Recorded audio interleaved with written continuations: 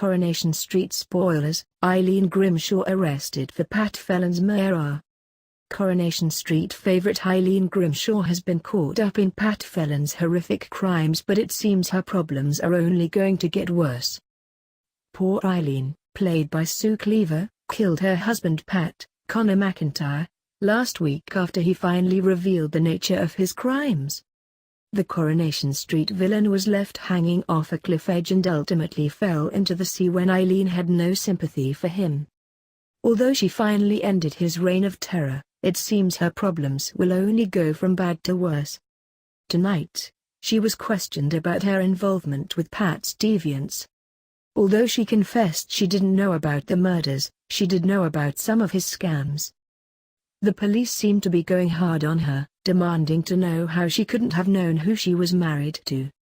As it seemed all hope was lost for Eileen, she screamed at the end of tonight's first installment, "I loved him, that's my crime.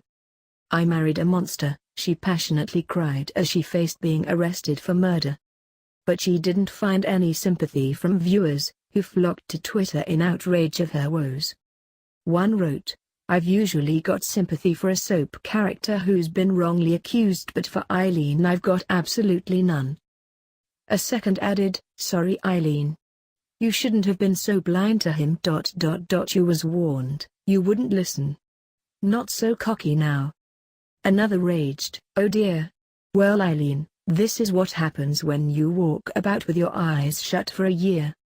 A fourth posted, "You silly old fool Eileen. Everyone has been telling you for months. You've never been able to see beyond your nose." Will Eileen be sent down for her husband's crimes? Or can she prove she was truly innocent? This comes as viewers think they've worked out a reason Pat can secretly be alive after Eileen's attack.